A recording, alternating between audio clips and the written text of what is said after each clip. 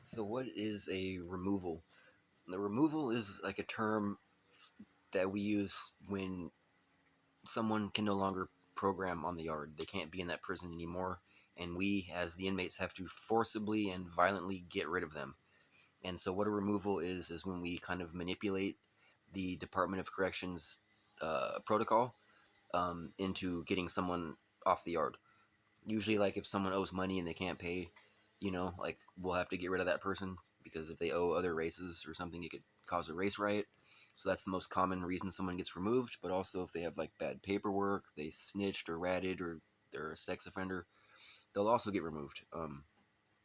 But essentially, what we do is you'll send two or more individuals to attack the one guy that needs to go, the guy that's getting removed. So two more guys will go and attack this guy in public, like on the yard. Usually it's on the yard. Almost 9 times out of 10 it's on the yard, but sometimes it can't go down that way. So then it'll be in the housing unit or on the tier or wherever. But generally it's on the yard. And what happens is when two or three guys attack this individual, the staff has to get involved. They have to come in and pepper spray everyone and shoot everyone with block guns or real guns. And the person that got attacked now is a victim. So as per the department's policy, now that he's been a victim or victimized, he has to be sent to a different prison.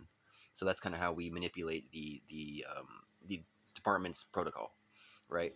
Also, it's like a show to the other races and the other inmates that like we take care of our trash, we handle our business, and like so, especially if like the guy owed someone money, like other races money, you know, we're not gonna let them handle it. We'll handle it ourselves. We handle our own race and will do it in public so the people who have been offended by this individual can see the damage and that he got taken care of. So that's a removal. And also, like, during removals, is the guy getting stabbed, is he getting beaten?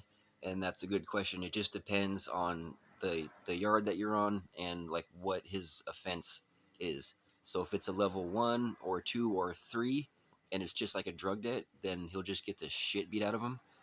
And like as per like the white boys policy, they will not stop the beating until uh, force is used by the guards. So either pepper spray, batons, or getting shot. The beatings will not stop until that happens. Then we'll lay down and comply with orders and get arrested. But if it's a level 4, then it's generally a no hands policy, and he will be getting stabbed. Now, how that works is there'll be two or three guys that go. Okay, one guy will have a weapon, the other two won't. So while two guys are beating him, the third guy's stabbing him, and then somehow in that commotion, he'll get rid of the weapon, pass it to someone else, and they'll get rid of it during the commotion, so the guards don't see it. If they don't find the weapon, then they don't have a case. There'll be a guy full of knife holes, but if they don't find the weapon, they can't charge anyone with attempted murder or murder. So that's how that goes down. But even if it's a lower level yard, like a 2 or a 3, but the dude's a sex offender, then almost certainly a weapon's going to be used. It just really depends, because like if you get removed from a yard for like a drug debt or something, it doesn't make you all bad. It doesn't make you a piece of shit. Like you'll just go to a different prison and continue in GP. If you want, you can go out and go lock it up if you want, but you don't need to do that. It's just kind of like that's your debt to us and everyone else for whatever you did. But if it's something like bad paperwork, sex offenders, or snitching or something like that, there's no coming back from that. I mean, you can continue to run GP and you will continue to be attacked and victimized. But yeah, so that's generally how that works. So you guys take care.